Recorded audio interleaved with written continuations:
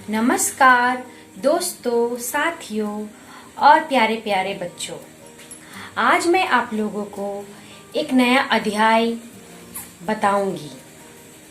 अध्याय की ओर जाने से पहले सबसे पहले आपको कुछ दिखाऊंगी। राहुल 2 साल के बाद अपनी दोस्त को बाजार में देखा। जैसे ही देखा वह दौड़ता हुआ अपनी दोस्त के पास जाने लगा। हाय रानी, तुम कैसी हो? बहुत दिन के बाद मैंने आज तुम्हें देखा। हेलो, मैं अच्छी हूँ। तुमसे मिलके भी मुझे बहुत खुशी लगी। मैं दौड़ के आया हूँ ना, इसीलिए मैं हाँफ रहा हूँ। दौड़ने से सांसें तेजी हो जाती है, जिसके द्वारा लोग हाँफना शुरू कर देते हैं। इसी प्रकार सीढ़ी चढ़ने से भी हमारी सांसें तेज हो जाती है। पढ़ने के क्रम में, लिखने के क्रम में भी हमारे शरीर से ऊर्जा विमुक्त होती है। नाचते वक्त भी हमारी शरीर से हमारी ऊर्जा विमुक्त होती है। जैसा कि अभी आप लोगों ने देखा कि दौड़ने से, नाचने से, कूदने से सारी क्रिया में हमारे शरीर के द्वारा एक प्रक्रिया होती है, जिसे हम लोग श्वसन कहते हैं। चलिए अब हम लोग पाठ की ओर चलते हैं और अपने पाठ्य पुस्तक से श्वसन की क्रिया को जानते हैं। आज हम लोग विज्ञान पाठ पुस्तिका से श्वसन अध्याय को समझेंगे। सबसे पहले हम लोग समझेंगे कि श्वसन क्या है। भोजन से संचित ऊर्जा को विमुक्त करने की प्रक्रिया श्वसन कहलाती है। भोजन जब हम लोग खाते हैं तो उसके द्वारा ऊर्जा हमारे शरीर में रहती है, संचित रहती है, स्टोर रहती है, एनर्जी रहती है। उसको विमुक्त करने के लिए, उसको यूज करने के लिए, उसको हमारे शरीर में काम लाने के लिए जो प्रक्रिया हम लोग शरीर के द्वारा प्रतिदिन करते हैं, हर समय हर घड़ी करते हैं, उसे हम लोग श्वसन कहते हैं। और हमारे शरीर में ऑक्सीजन हमारे नाक के द्वारा अंदर जाता है और उसी नाक से फिर हम लोग सांस जब छोड़ते हैं कार्बन डाइऑक्साइड विमुक्त करते हैं। एक बार ऑक्सीजन अंदर जाता है और कार्बन डाइऑक्साइड बाहर आता है।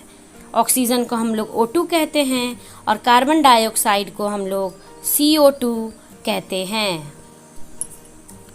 फिर हम लोग रेस्पिरेटरी सिस्टम, नाक से हम लोग का अंदर जाता है, फिर नेज़ल कैविटी जिसको नासा गुहा कहते हैं, फिर उसके बाद